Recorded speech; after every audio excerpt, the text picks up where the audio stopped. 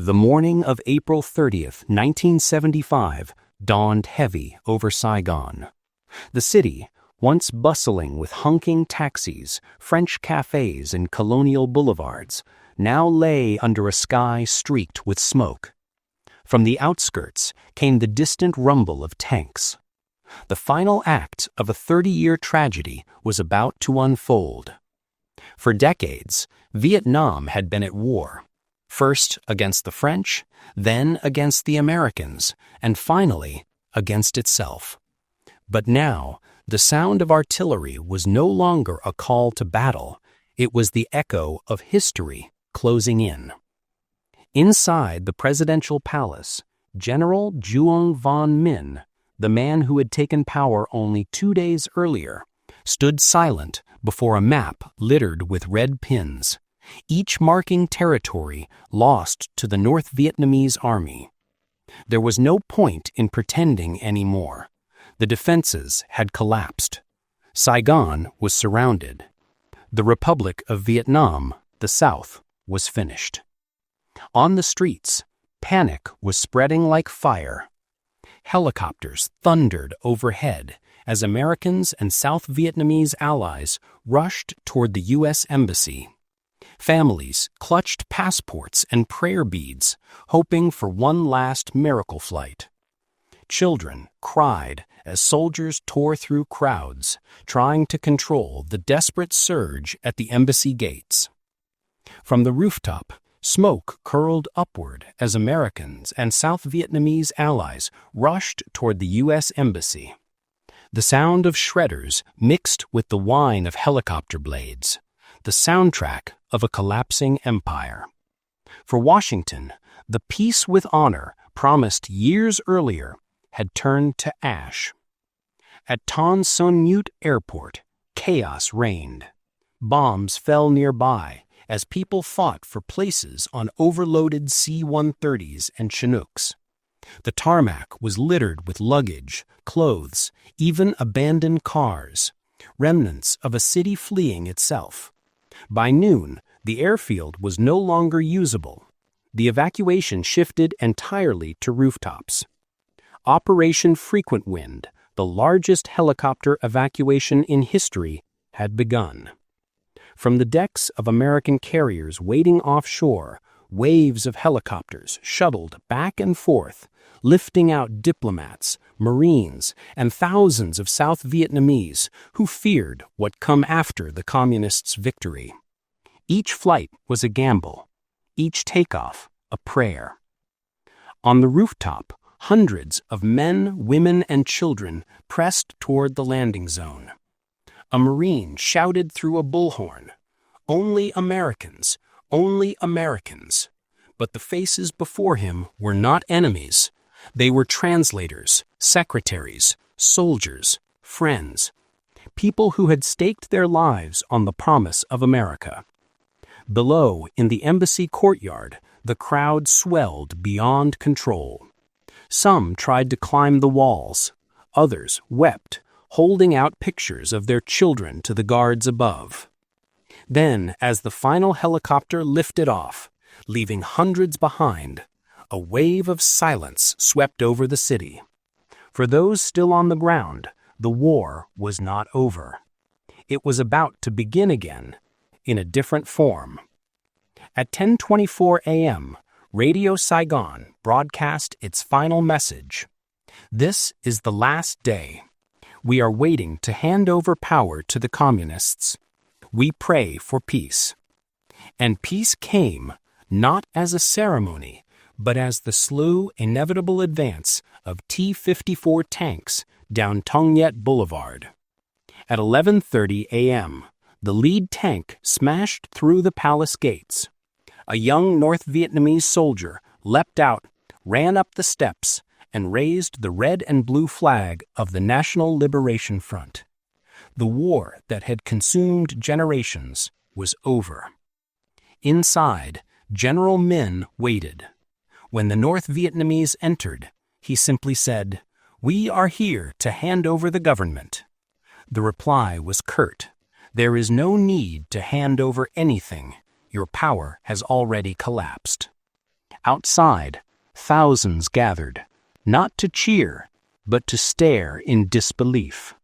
Some wept quietly. Others looked numb. For many, it was liberation. For others, humiliation. For all, it was history. The day the last American helicopter lifted off from Saigon, Vietnam became whole again, at least on paper. But unity, like peace, would come at a cost. In the first days after victory, the streets filled with both celebration and fear. Revolutionary songs blared from loudspeakers as posters of Ho Chi Minh and the Red Star of the new Socialist Republic appeared on every wall. Soldiers distributed leaflets promising forgiveness to former South Vietnamese officials and soldiers who sincerely repented. But beneath the words of reconciliation, a new order was already taking shape. The victors called it liberation. For the defeated, it felt like occupation. The South was placed under provisional revolutionary administration. Banks were nationalized, private businesses shut down, and the old currency abolished. Families were told to report to re-education centers, camps where thousands of former officers, intellectuals, and civil servants were sent to learn the new ideology. Many believed they would be gone for a few days. Some would not return for years. In the countryside, peasants celebrated land redistribution, as vast estates of wealthy landlords were divided among the poor. In the cities, however, life grew harder. Trade with the outside world collapsed. Factories ran short of materials. The once vibrant streets of Saigon, renamed Ho Chi Minh City, fell quiet except for the sound of loudspeakers broadcasting state news and revolutionary slogans. And yet, even amid the hardship, there was hope. Young volunteers planted rice in fields devastated by bombs. Teachers reopened schools in makeshift huts. Artists painted murals of victory and renewal. The dream of a united, independent Vietnam, one people under one flag, had finally come true. But independence did not mean ease. The war had left scars too deep to heal overnight. Millions were dead. Entire villages had been erased. Agent Orange had poisoned the soil, and landmines still littered the countryside. In hospitals, children were born with deformities from the chemicals used during the war. In temples and pagodas, monks prayed for the souls of the lost, from both sides. By 1976, the two halves of the country were officially unified as the Socialist Republic of Vietnam. The capital was now Hanoi, and the new constitution enshrined the Communist Party as the guiding force of society. But the wounds of division between North and South, victor and vanquished, ran deep. For many in the South, adaptation was painful. Students were taught that their past was shameful. Books, music, and even fashion deemed Western were banned. Newspapers were censored. And while the government promised equality, the reality was ration cards, scarcity, and long queues for food. The once prosperous middle class of Saigon became known as the boat people. Between 1975 and the early 1980s, more than 1 million Vietnamese fled by sea, in small fishing boats, crowded and unprepared. They faced storms, pirates, and starvation, but they fled nonetheless, choosing the risk of the ocean over the certainty of repression. Tens of thousands drowned. Those who survived became refugees across Southeast Asia, the US, and Europe, carrying memories of both war and loss. Meanwhile, the new Vietnam turned its eyes towards reconstruction. The communist leadership in Hanoi launched ambitious five-year plans modeled after the Soviet Union and China, collectivizing farms, nationalizing industries, and promoting self-reliance. But decades of war had left the economy shattered. With no foreign aid and a U.S. trade embargo, progress was painfully slow. By the early 1980s, Vietnam was isolated, impoverished, but determined. It fought border wars with Cambodia and China. It struggled with famine and international sanctions. Yet through it all, the revolutionary spirit, the belief in independence at any cost, endured. For the veterans of the North, it was the fulfillment of a lifelong dream, a Vietnam free from foreign domination. For many in the South, it was the loss of everything they had known. For the world, it was the end of an era, the first time a Western superpower had been defeated, not by another empire, but by peasants and guerrillas with nothing but conviction, endurance, and faith. And still, in the shadows of the victory parades, questions lingered. What had been gained? What had been lost? Was this peace, or simply another kind of struggle? In 1986, a decade after reunification, Vietnam introduced a new policy, Đổi Mới, or renovation. It marked the beginning of economic reform and cautious opening to the world. Markets returned, private businesses re-emerged, and slowly the country began to heal, not by forgetting its past, but by living with it. Today, the skyline of Ho Chi Minh City glitters with glass towers and neon lights. Children of former soldiers play video games where their fathers once fought.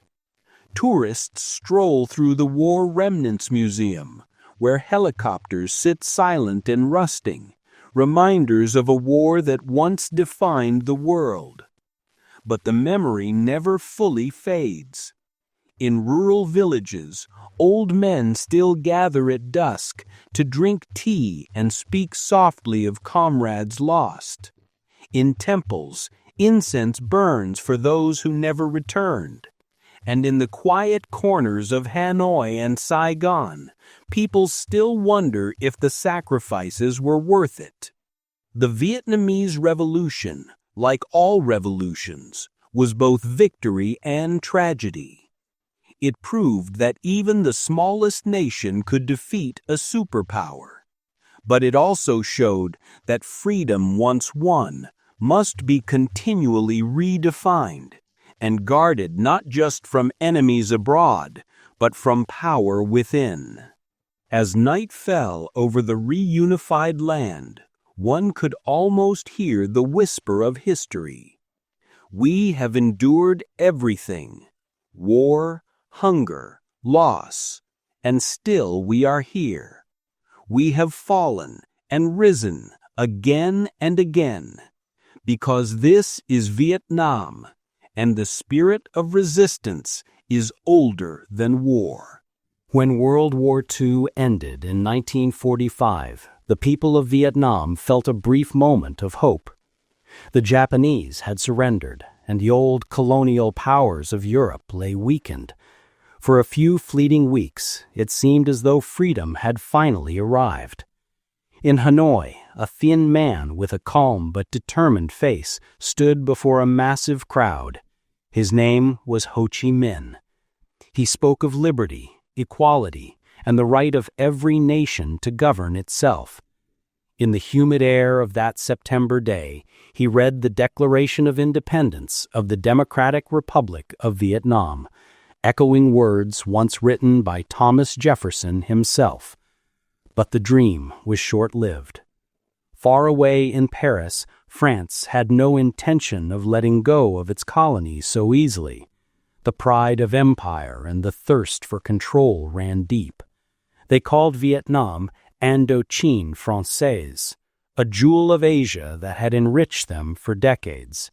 France believed it could simply return and restore order. And so French troops once again landed on Vietnamese soil. The war that followed would not be a brief skirmish. It would be the First Indochina War, a brutal clash of wills that would shape the destiny of both nations. At first, the French had the advantage. They were well equipped, trained, and supported by Western allies. The Vietnamese, on the other hand, had little more than rifles, courage, and faith in their cause. But beneath their simple weapons lay something far stronger, the determination of a people unwilling to bow again. Ho Chi Minh and his trusted general Vo Nguyen Giap began to organize the resistance. They knew they could not defeat the French in open battle. Instead, they turned to guerrilla warfare, striking swiftly, then disappearing into the dense jungles and misty mountains. Night after night, villages became command centers. Farmers by day became soldiers by night. Roads were mined, bridges destroyed, and communication lines severed.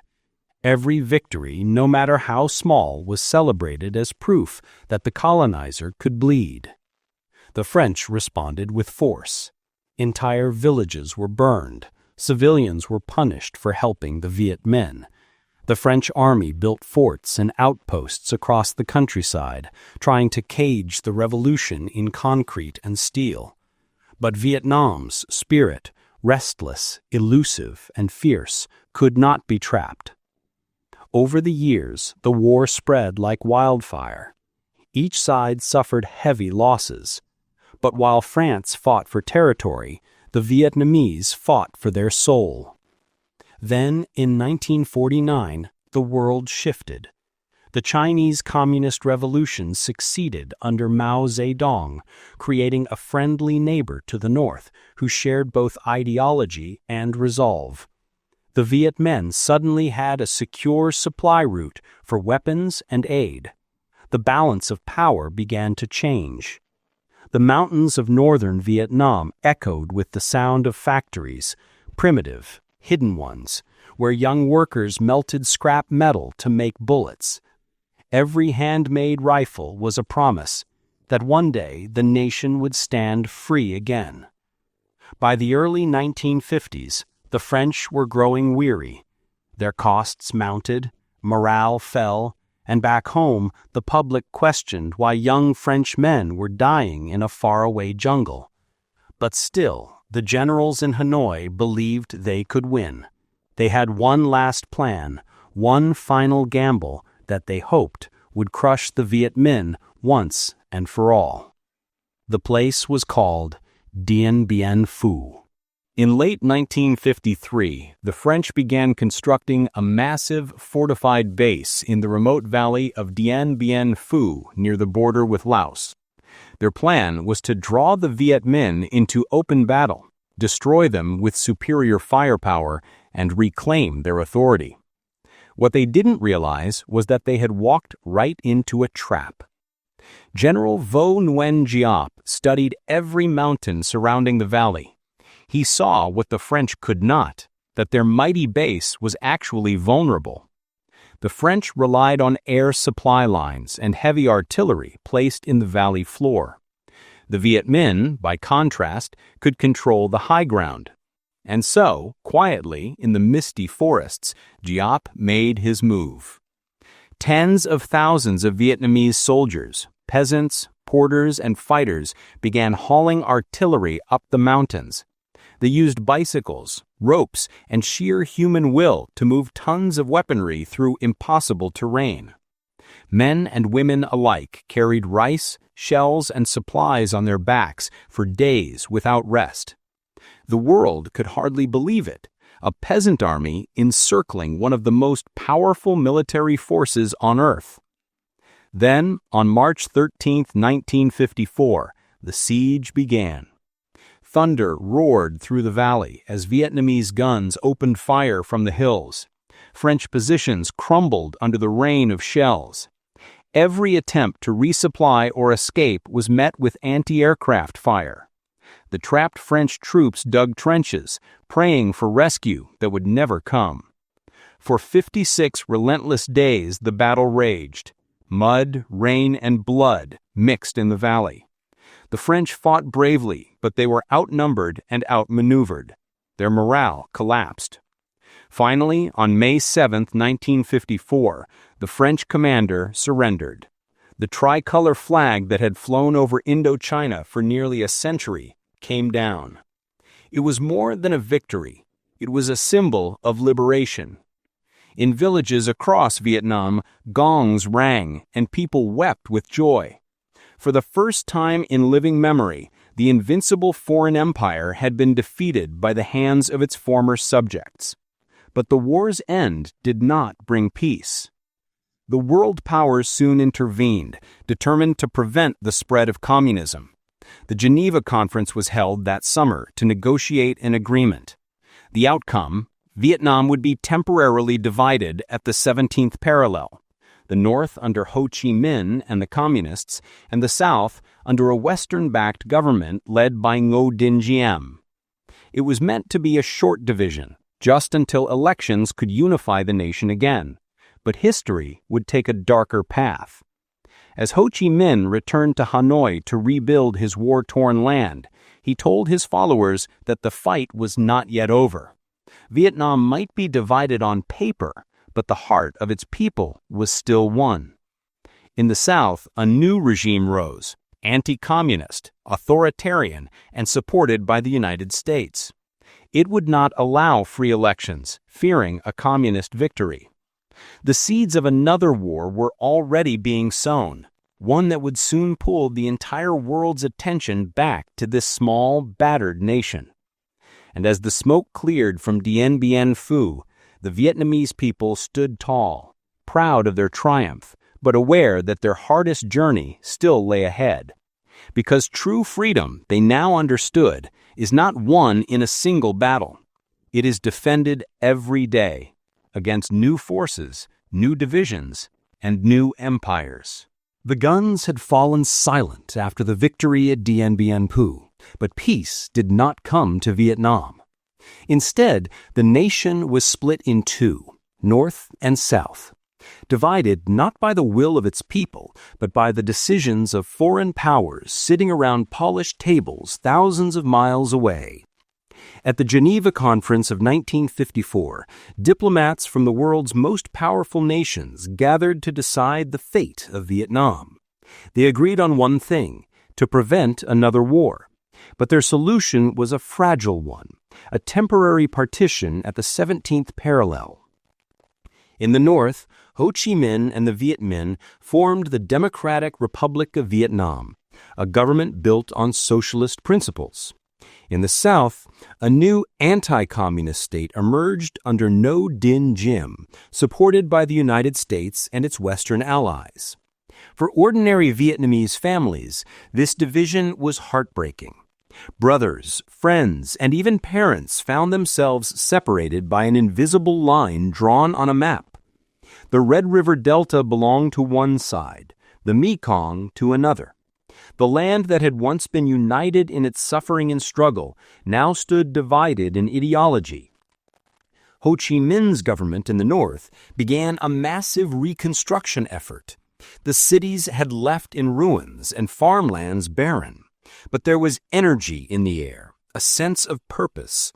The people worked to rebuild roads, schools, and industries. Ho slept often of a dream to build a new life for all Vietnamese, where no one lives in hunger or ignorance. Under General Vo Nguyen Giap, the army reorganized into a disciplined national force. Farmers learned to operate machinery.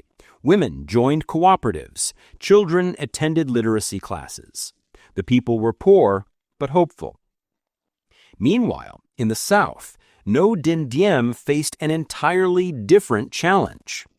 Born into a Catholic family in a largely Buddhist nation, Diem ruled with a firm hand. He rejected the planned national elections, claiming that the North could not be trusted to hold them fairly. But the real reason was simpler. Every report suggested that Ho Chi Minh, beloved across Vietnam, would easily win. To Washington, Diem was a strong leader standing against communism, the kind of ally the United States wanted in Asia during the Cold War. So they sent advisors, money, and weapons. But Diem's rule grew harsh. He distrusted not just communists, but anyone who opposed him. Critics were jailed, peasants were forced off their land, and local leaders loyal to the old Viet Minh were hunted. The government's policies alienated the very people it was supposed to protect. In the countryside, whispers began to spread again. Whispers of injustice, of broken promises, of revolution. By 1957, these whispers turned into gunfire. In the shadows of the rice paddies and jungles, a new resistance began to take shape. The Viet Cong. Many of them were peasants, teachers, and workers who had once fought the French, now rising again against Diem's repression. They believed that Vietnam's struggle for independence was not complete, that the foreign powers had simply changed faces. To them, the South's government was not truly free, but merely a puppet of the United States. In villages, old veterans of the Viet Minh quietly organized. They gathered supplies, spread messages, and rebuilt underground networks that had once fought colonial rule. The movement grew quickly. The North did not initially plan another war. Ho Chi Minh was cautious, still hoping for peaceful reunification. But as reports poured in of massacres and arrests in the South, the leadership in Hanoi realized that peace was slipping away. By the late 1950s, the Ho Chi Minh Trail, a secret network of paths and roads through the mountains of Laos and Cambodia, began to take shape. It would become the lifeline connecting the North to the Southern resistance in the years to come. At the same time, in the South, American advisors were training Diem's army, known as the ARVN, the Army of the Republic of Vietnam. But the soldiers were poorly motivated, many fighting not for ideals, but out of duty or fear. In contrast, the Viet Cong fought for a cause, unity and independence. They blended into the landscape, moving among villagers like shadows. They struck quickly, then vanished into the jungles. Diem's government responded with brutal force, burning villages suspected of aiding the guerrillas and forcing thousands of people into strategic hamlets, fenced compounds meant to cut them off from the insurgents. Instead of controlling the countryside, these actions only fueled hatred. By 1960, the tension had reached a breaking point. That year, Southern revolutionaries officially formed the National Liberation Front, the NLF, a broad coalition of communists, nationalists, and peasants determined to overthrow Diem and reunify the nation. The North quietly supported them, sending advisors, weapons, and training.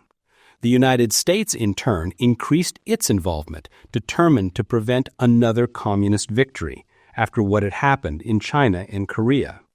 Thus, the stage was set for one of the most devastating conflicts of the 20th century, a war not only of soldiers, but of ideologies, where the lines between liberation and domination would blur.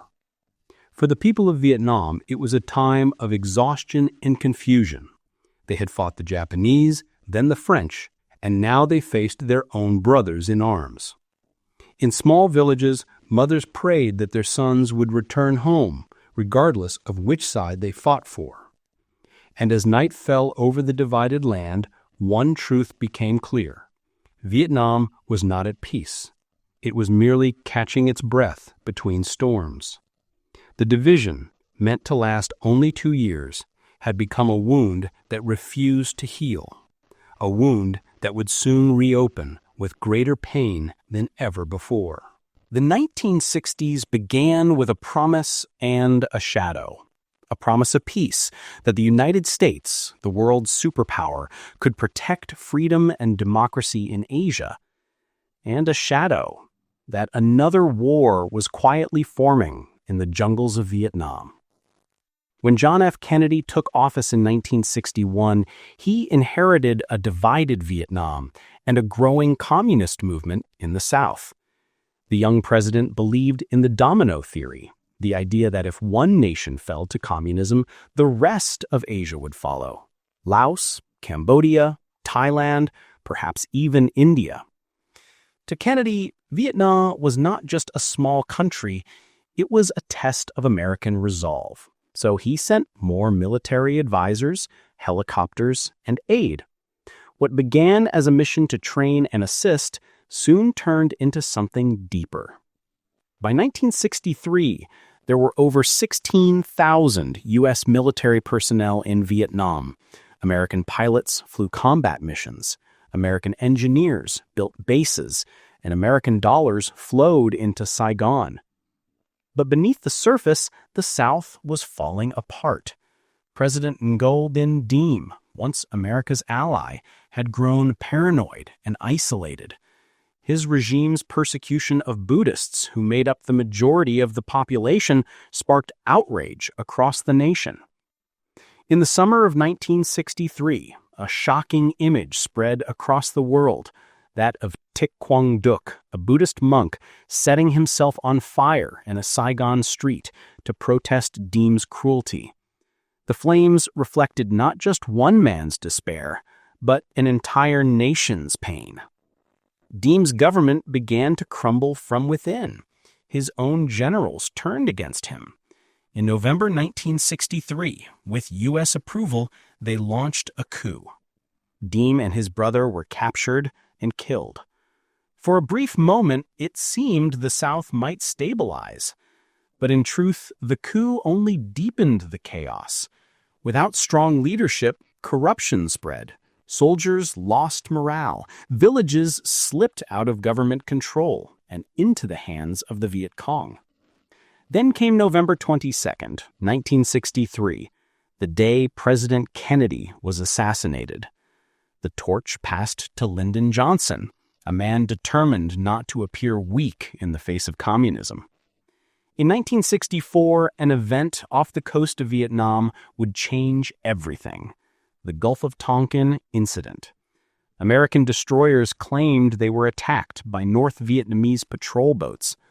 The truth of the second attack was uncertain, but the consequences were not. President Johnson went to Congress, asking for authority to respond. The Gulf of Tonkin resolution passed almost unanimously, giving him broad powers to wage war in Vietnam without a formal declaration. And so, America stepped fully into the conflict. In 1965, Operation Rolling Thunder began, a massive bombing campaign targeting North Vietnam. For the next 3 years, American planes dropped more bombs on Vietnam than were used in all of World War II. But the bombs could not break the will of a people who had endured decades of struggle. Ho Chi Minh's voice, calm and steady, echoed through the radio waves. "You can kill 10 of our men for every one we kill of yours, but even at those odds, you will lose, and we will win." By mid-1965, the first U.S. ground troops landed at Da Nang. Young soldiers, many barely 19, stepped into a land they didn't understand to fight a war they couldn't see clearly. They expected quick victory. Instead, they entered a nightmare of jungle, heat, and shadows. The Vietnam War was unlike any war America had ever fought. There were no front lines, no clear enemies. Villages that offered rice and smiles by day could turn hostile by night. The Viet Cong were everywhere and nowhere, hidden in tunnels, camouflaged in forests, living among civilians. Helicopters thundered across green canopies. Agent Orange, a toxic herbicide, rained down to destroy jungle cover but poisoned land and people alike. Napalm scorched the earth, leaving behind landscapes of fire. American commanders measured progress in body counts, the number of enemy dead. But victory could not be counted in corpses. Each village destroyed, each civilian killed, only pushed more people toward the Viet Cong's cause. In the north, factories moved underground to escape bombing raids. Women joined the workforce, repairing roads and carrying supplies to the front lines. Children learned to recognize the sound of bombers before they could read. The Ho Chi Minh Trail became the lifeline of the revolution, a vast, hidden network stretching through Laos and Cambodia. Despite constant bombings, supplies flowed south like water through cracks in stone. Meanwhile, in America, the war began to divide the nation. Television brought images of wounded soldiers and burning villages into living rooms. Students protested on college campuses, chanting, "End the war." Mothers wept as draft letters arrived for their sons. Lyndon Johnson, caught between military pressure and public outrage, found himself trapped. He could not win the war, but he could not withdraw without seeming to surrender. In 1968, everything changed. During the Tet Offensive, North Vietnamese and Viet Cong forces launched a massive, coordinated attack across South Vietnam, striking cities, villages, and even the U.S. Embassy in Saigon. Though militarily the offensive was repelled, it shattered the illusion of American control. The public watched in disbelief. How could the enemy strike everywhere at once if the war was being won? The Tet Offensive became a turning point. Support for the war collapsed. Johnson, weary and defeated, announced he would not seek re-election. By the end of 1968, more than 30,000 Americans and hundreds of thousands of Vietnamese had lost their lives. Villages were erased, rivers choked with debris, families torn apart. Yet, through it all, one thing remained unbroken: the determination of the Vietnamese people. For the North, the struggle was not just political or military, it was deeply spiritual. It was about dignity, independence, and the right to decide their own future. And as the decade closed, the world began to realize a truth that had long been hidden behind propaganda and power: that no empire, no matter how mighty, could conquer the will of a people fighting for their home. The American intervention had turned a civil war into a global crisis. But for Vietnam, it was still, and always had been, a fight for the soul of the nation. As the 1970s approached, the jungles remained haunted by gunfire and fear, but also by resilience, the same spirit that had carried the Vietnamese through centuries of foreign domination. The next chapter of their story would bring the world to its knees, as a superpower began to lose its grasp and the winds of history shifted once more toward the east. The war, that had begun with certainty, was now sinking in doubt. By 1969, the jungles of Vietnam had claimed more than bodies. They had claimed America's confidence, its unity, and its moral compass. President Richard Nixon entered the White House with a promise, not of victory, but of peace with honor. A phrase carefully chosen to hide the truth: that America wanted out, but not empty-handed. He called it Vietnamization, the gradual withdrawal of American troops while strengthening South Vietnamese forces to take over the fight. It sounded logical. It sounded responsible. But it was built on a fragile foundation, a nation already broken by corruption, exhaustion, and dependency. As U.S. soldiers began to come home, The war did not fade. Instead, it spread. To cut off supplies to the Viet Cong, Nixon ordered secret bombings in Cambodia and Laos, countries that were officially neutral. For years, the world had no idea. Villages vanished under explosions. Rice fields turned to ash. Refugees flooded across borders, carrying nothing but fear. In Vietnam, the air war intensified. Between 1969 and 1972, more bombs fell on Southeast Asia than in all of World War II. But the enemy remained. The North dug deeper.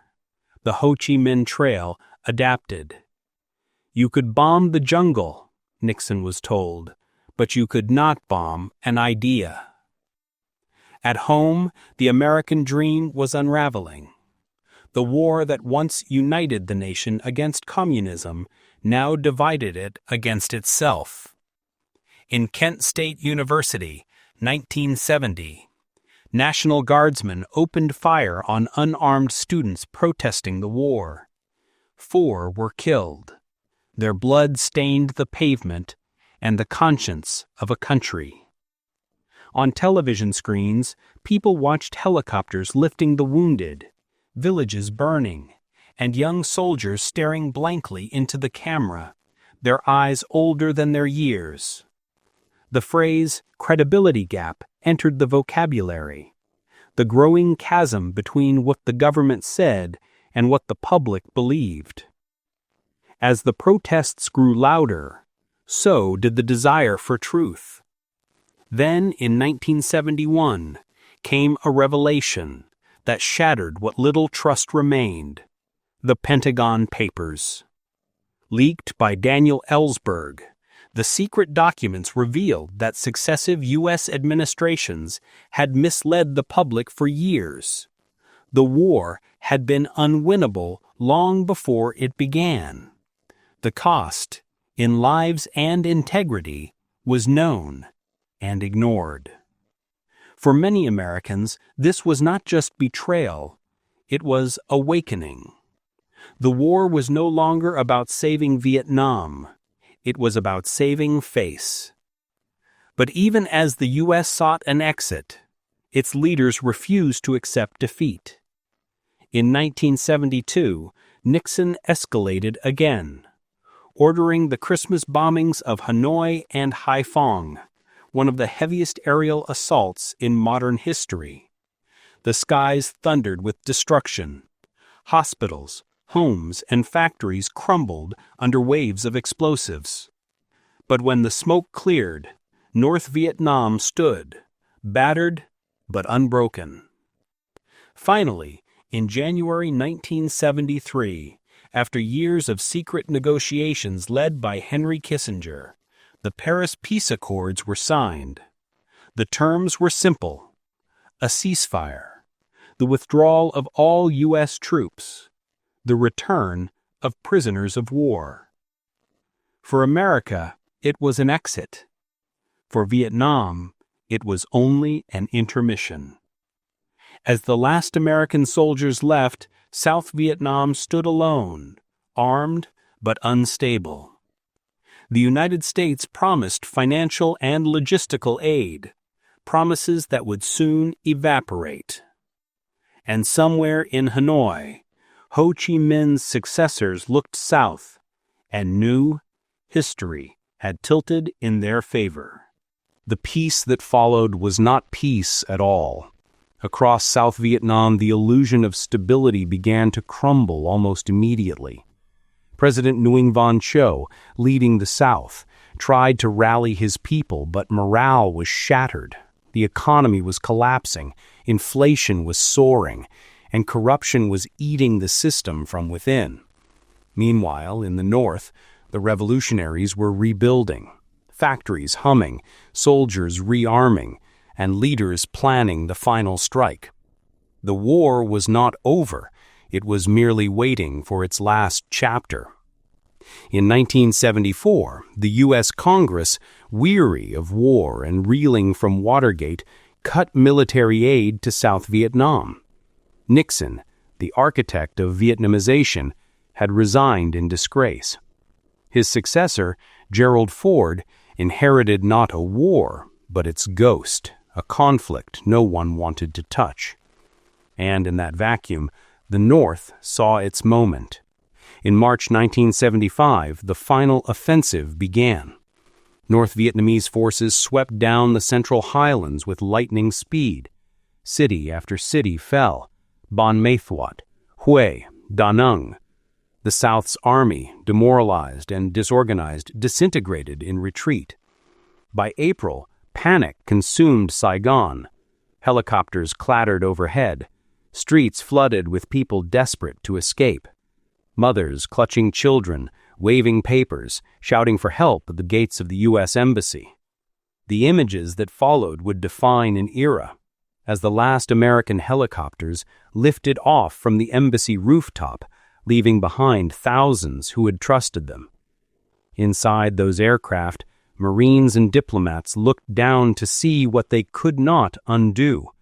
20 years of intervention, hundreds of thousands of lives lost, and a nation torn apart.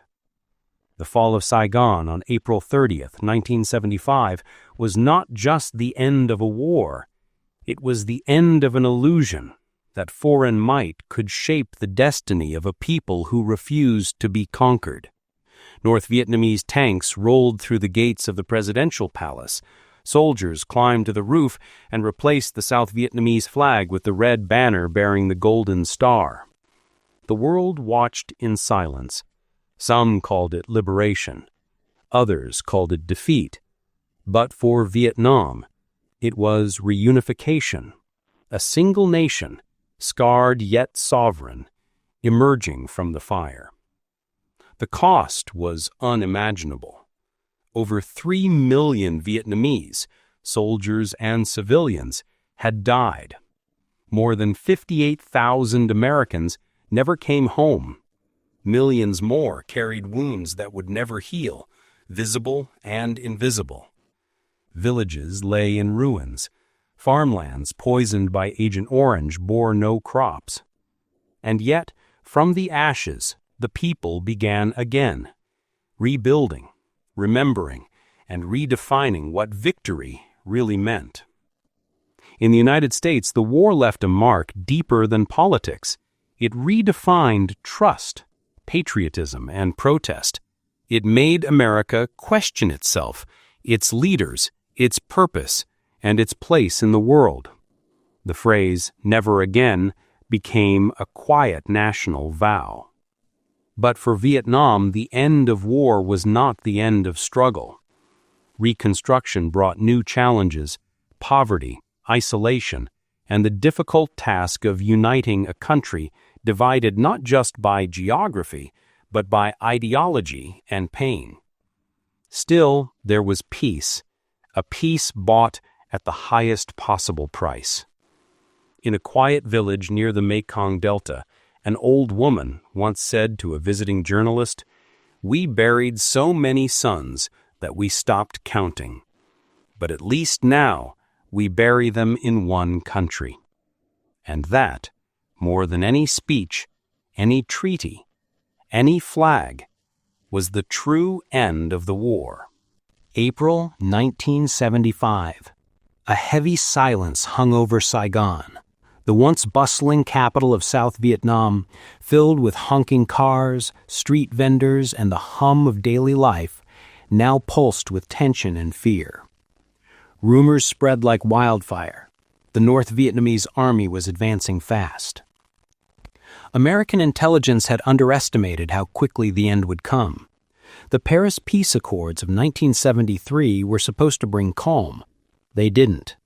The truce was fragile, and both sides had broken it countless times. The U.S. had withdrawn its troops, leaving behind promises of support, but in truth, the South was alone. By March 1975, the North launched a powerful new offensive, the Ho Chi Minh Campaign, named after their late revolutionary leader. The assault swept through the Central Highlands, capturing city after city in days, not weeks. Panic spread through the South Vietnamese army. Soldiers deserted, civilians fled. President Nguyen Van Thieu urged calm, but his words carried little weight now. In the countryside, old wounds reopened.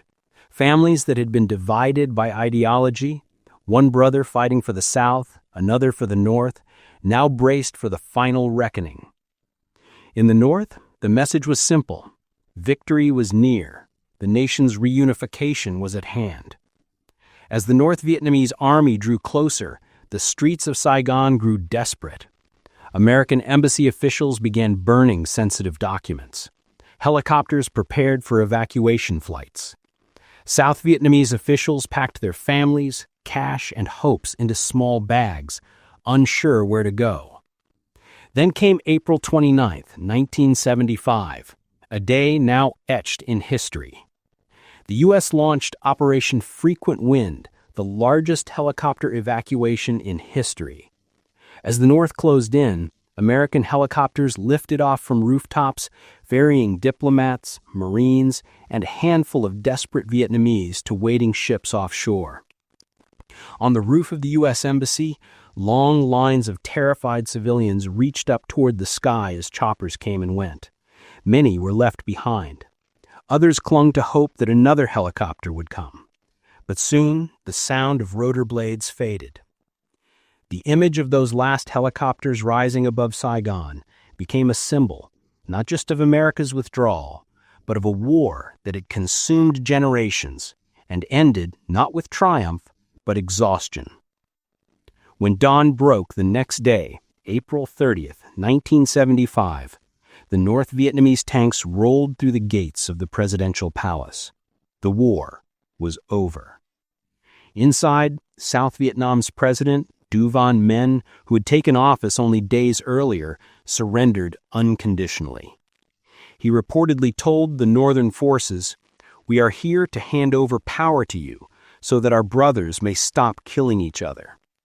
The reply from the northern commander was calm and final. "There is no need for a transfer of power. You cannot give up what you no longer have." At 11:30 a.m., the Viet Cong flag was raised over the palace, fluttering red and gold in the humid air. After 30 years of war, Vietnam was finally won. The streets of Saigon, soon renamed Ho Chi Minh City, filled with both relief and grief. For many in the North, victory meant liberation, justice, and an end to decades of colonial control. For many in the South, it meant loss of freedom, of family, and of identity. Millions had died. Villages were burned, forests scorched by napalm, and rivers poisoned by chemicals. There were no true winners in this war, only survivors. The new government faced enormous challenges. Rebuilding a country shattered by conflict was no small task. Industries lay in ruins, farmland was contaminated, and poverty was widespread. Yet amid the hardship, a quiet pride took root. For the first time in centuries, Vietnam was independent, united, and under its own rule. Communist rules spread through the South. Schools were re-educated, wealth was redistributed, and citizens were encouraged, or compelled, to align with the new ideology. Many former South Vietnamese soldiers and officials were sent to re-education camps. Some were released after months, others spent years in confinement. Meanwhile, hundreds of thousands of people fled, taking small boats into dangerous seas. They became known as the Boat People, men, women, and children seeking a new life away from communism. Many never reached the shore. Across the world, images of those crowded boats and abandoned Saigon rooftops stirred deep emotions.